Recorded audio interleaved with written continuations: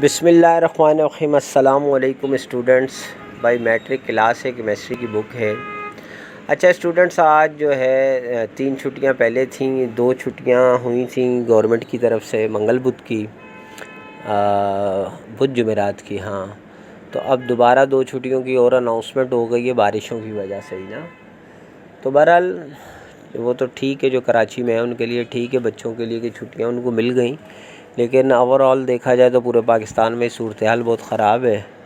तो भाई आप भी दुआ करें। तकरीबन 3 सूबों में सैलाब की सूरत हाल चल रही है, तो अल्लाह खैर करे।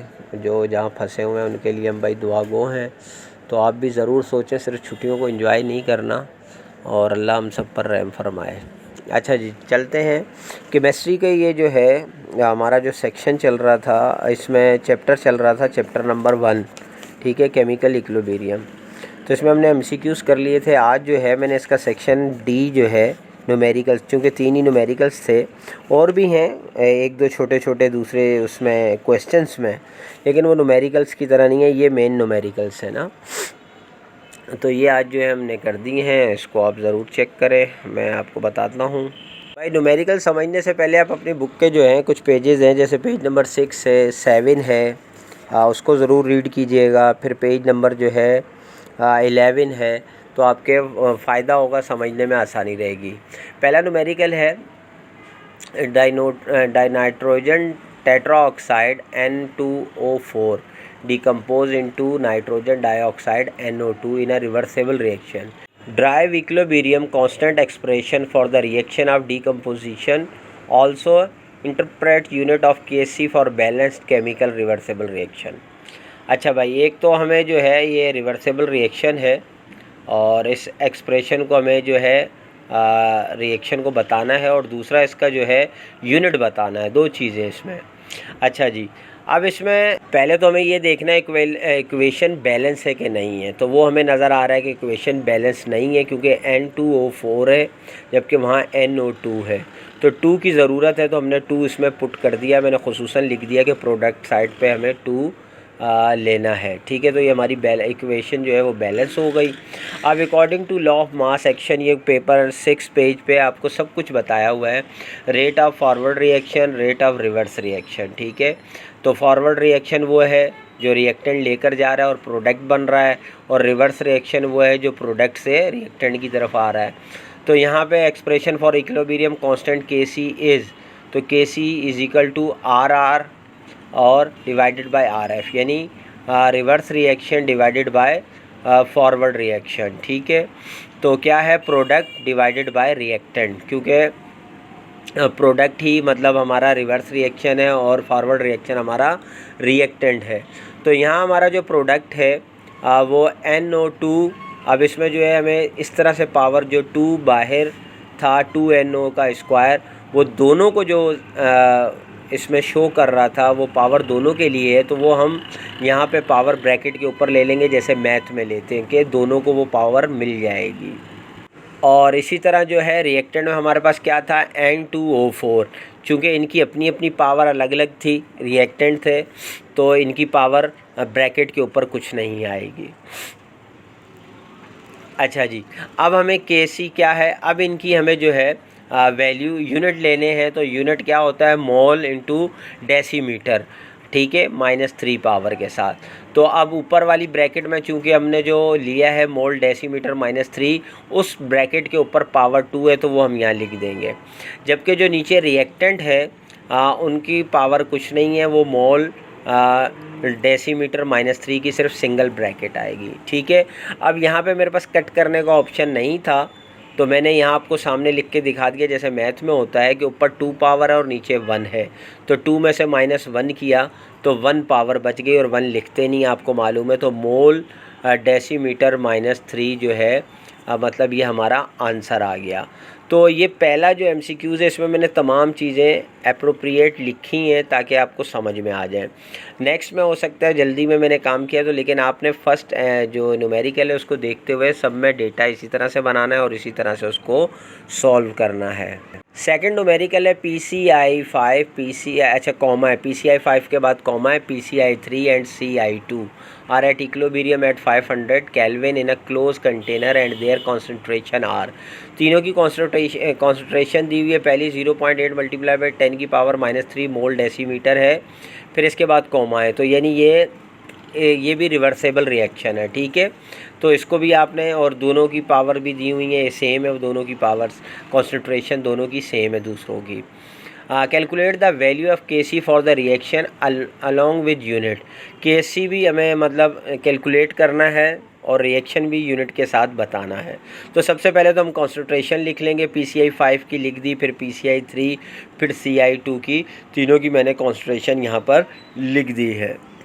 अब चूँकि ये भी रिवर्सेबल रिएक्शन है, मैंने अभी बताया, तो PCI5 है और ये इस टाइम रिएक्टेंट का है, और PCI3 + CI2 जो है वो प्रोडक्ट साइड पे है।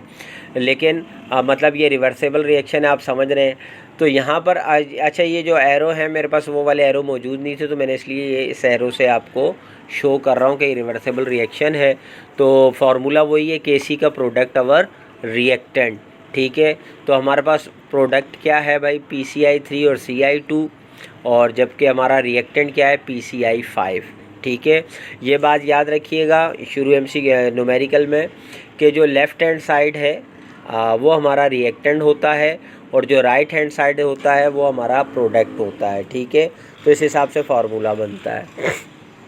अब प्रोडक्ट के हमने ऊपर लिख दिया, रिएक्टेंट नीचे लिख दिया, फिर हमने इनकी कॉन्सेंट्रेशन लिख दी। PCI3 और CI2 की कॉन्सेंट्रेशन सेम है, जबकि PCI5 की डिवाइड में नीचे 0.8 मल्टीप्लाई बाई 10⁻³ अब हमने ऊपर वाले दोनों को 1.2 को 1.2 से मल्टीप्लाई किया। ये मैं आपको पहले भी बता चुका हूँ कि जब 10 की पावर चल रही हो तो सिंपल तरीका ये है कि जो उसके साथ डिजिट्स हैं, जैसे 1.2 है और उधर भी 1.2 है, हम इन दोनों को मल्टीप्लाई कर लेंगे तो 1.44 आ गया, ठीक है।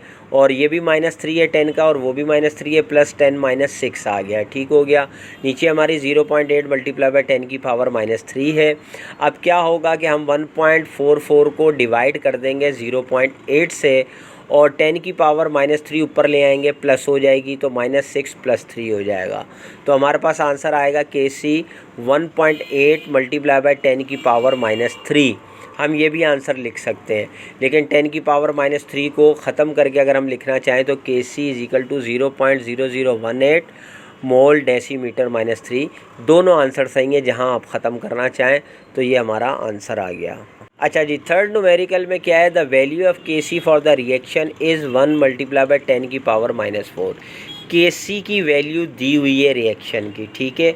उसके बाद एक इक्वेशन दी है 2HI और H2 + I2 at a given temperature the molar concentration of reaction mixture is HI2 multiply by 10⁻⁵ mole decimetre, और H2 जो है वो ये है, और इसी तरह I2 की दोनों की सेम है, ठीक है। और ये भी आपका जो है रिवर्सेबल रिएक्शन है। Predict the direction of the reaction. एक तो Kc हमें रिएक्शन दिया हुआ है, दूसरा हमें डायरेक्शन ऑफ द रिएक्शन बताना है। तो इसमें ज़ाहिर है हमें Qc मालूम करना होगा, ठीक है। ये आपको पेज नंबर जो है मैंने अभी जैसे 11 पे बताया मिल जाएगा, और यहाँ मैंने लगा भी दिया, आप ये देख सकते हैं। तो Qc = वही formula, product divided by reactant. तो प्रोडक्ट हमारे कौन से हैं, H2I2 divided by reactant HI⁻², ठीक है। क्योंकि 2 दोनों को नॉमिनेट हो रहा है तो इसलिए ब्रैकेट के ऊपर आएगा। अब जो H2 और I2 की कंसंट्रेशन है वो हमने लिख दी, वो सेम है, 1 मल्टीप्लाई बाई 10⁻⁵। और जो HI² है उसका हमने 2 मल्टीप्लाई बाई 10⁻⁵, ब्रैकेट के ऊपर 2 आ गया। अब ये हम मल्टीप्लाई करेंगे तो 1 1 ज़ा 1 ही आएगा, तो 10⁻⁵ और -5 प्लस होकर 10⁻⁻10 हो जाएगी। जबकि नीचे जो है होल स्क्वायर जो है 2 2 ज़ा 4 हो जाएगा, और -5 की पावर 5 2 ज़ा -10 हो जाएगी, ठीक हो गया। अब हमारे पास देखें -10 और -10 ये दोनों कट हो रहे हैं, ज़ाहिर है ऊपर भी लेकर जाएं तो प्लस हो जाएगा और ख़त्म हो जाएंगे। हमारे पास सिर्फ बच रहा है 1/4, तो 1 को हम डिवाइड करेंगे 4 से तो 0.25 मोल डेसीमीटर आएगा। ये हमारा Qc है, ठीक है, the value of Kc for this reaction. अब ये आप देख सकते हैं, ये आपकी बुक में भी यहाँ पे गिवन है। इसको आप बुक में भी समझ सकते हैं। अच्छा, यहाँ पे देखें the value of K C for the reaction is हमें दी हुई 1 मल्टीप्लाई बाई 10⁻⁻⁴ और the value of Q C is 0.25। तो ज़ाहिर है 0.25 जो है वो ग्रेटर देन है, क्योंकि प्लस में है और वो -4 में है। ठीक हो गया। तो हम क्या लिखेंगे, Q C value is greater than K C value, so the direction of the reaction is reverse reaction. यहाँ इस पेज गिवन पे भी आप देख सकते हैं, पहला जो है क्यू सी ग्रेटर शो किया गया है कलर से और के सी स्मॉलर शो किया गया और नीचे लिखा हुआ है रिवर्स रिएक्शन। फिर क्यू सी इक्वल टू के सी है तो इसको इक्विलिब्रियम शो किया गया, दोनों बराबर है। और थर्ड वाली में देखें क्यू सी स्मॉलर है, के सी जो है वो बड़ा है, तो फॉरवर्ड रिएक्शन। तो चूंकि अभी हमारा जो आंसर आया है वो क्यू सी जो है वो बड़ा आंसर आया है, ठीक है, वो बिगर देन के सी है। और ऊपर देखें जो पॉइंट लिखा हुआ है Q C greater than K C, there is decreases in product concentration and to achieve equilibrium as the process reverse forming more reactant। अब अगर हम इसको प्रोसेस करेंगे, जब रिवर्स करेंगे तो हमारे और रिएक्टेंट फॉर्म होंगे तो वो प्रोडक्ट के इक्वल हो जाएंगे। तो ये पूरा आपको पेज नंबर 11 पे समझाया हुआ भी है और ये आंसर के तौर पे मैंने आपको लिख कर भी दे दिया है। तो आई होप कि आपको ये तीनों न्यूमेरिकल अच्छी तरह समझ आ गए होंगे। अगर कोई चीज़ समझ में ना आई हो तो भाई आप कमेंट ज़रूर करें, और जो भी चीज़ समझ में नहीं है वह ज़रूर मुझसे पूछें। इंशाल्लाह नेक्स्ट वीडियो में मिलते हैं, जब तक के लिए इजाज़त दीजिए। अल्लाह हाफ़िज़।